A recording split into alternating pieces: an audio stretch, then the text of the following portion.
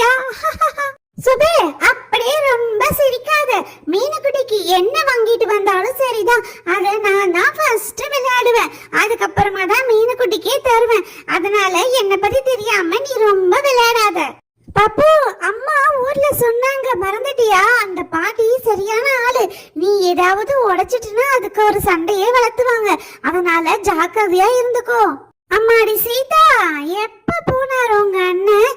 எவ்வளவு பொம்மை வாங்கிட்டு வருவாரு? என்ன பொம்மை வாங்கிட்டு வருவாரு? மீனுக்குட்டியோட நான் தான் ஆர்வத்தோட இருக்கேன். கடைசியில என்ன இன்னும் காணோம். கடை தெரியாம தேறாரோ?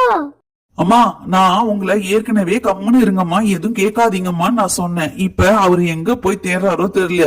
அண்ணி, நீங்க எதுவும் தப்பா நினைச்சுக்காதீங்க. அம்மா பத்தி உங்களுக்கு தெரியும் தானே, அவரு இப்ப வந்துருவாரு. அதெல்லாம் ஒண்ணும் இல்ல தம்பி, அத்தா சொல்லியே நாங்க கோச்சிக்க போறோம். அப்படிலாம் ஒண்ணும் இல்ல. அவர் என்ன காணமே, இந்த ஊர்ல கடையெல்லாம் தெரியுதோ என்னமோ நினைச்சேன். அதோ வந்துட்டாரு. ஏதோ கையில பெரிய பொம்மையா வாங்கிட்டு வந்துட்டாரு. சீதா, என்னுடைய தங்கச்சி குழந்தை மீனுக்குட்டிக்கு நான் என்ன பொம்மை வாங்கிட்டு வந்திருக்கேன் பாரு. நீ பாப்பா அழுதானா இதுல உட்கார வச்சு சாப்பாடு ஊட்டலாம், விளையாட்டு காட்டலாம். அவ அழாம இருப்பா. இதுல ஜாலியா இருக்கும் அவளுக்கு. ஏன்னா இப்படி பண்றீங்க? ரொம்ப அதிகமா இருக்கும்னு நினைக்கிறேன் வேலை. அத்தை ஏதாவது சொல்லிக்கிட்டே இருப்பாங்க. அவங்க பேச்செல்லாம் நீங்க கேட்காதீங்க. நீங்க எங்களை வந்து பார்த்தாலே எங்களுக்கு போதும்.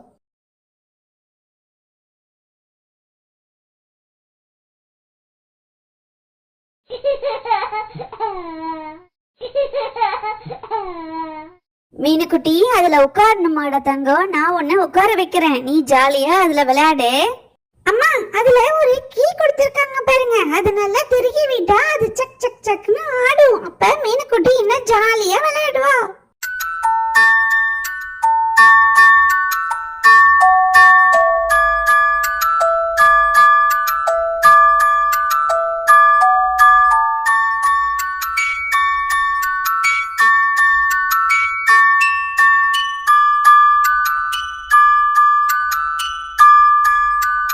அண்ணே, அண்ணி, மீனுக்குட்டி ரொம்ப ஜாலியாயிட்டா. இனிமே எனக்கும் ரொம்ப ஈஸி. எனக்கு வேலை இருந்தா இதுல உட்கார வச்சுட்டு நான் மட்டும் என் வேலையை பார்ப்பேன். ஃப்ரெண்ட்ஸ், இந்த வீடியோ பிடிச்சிருந்தா பப்பு டைனி ஸ்டோரிக்கு லைக், ஷேர், சப்ஸ்கிரைப் பண்ணுங்க. தேங்க்ஸ் ஃபார் வாட்சிங். பாய். நெக்ஸ்ட் வீடியோல பார்க்கலாம்.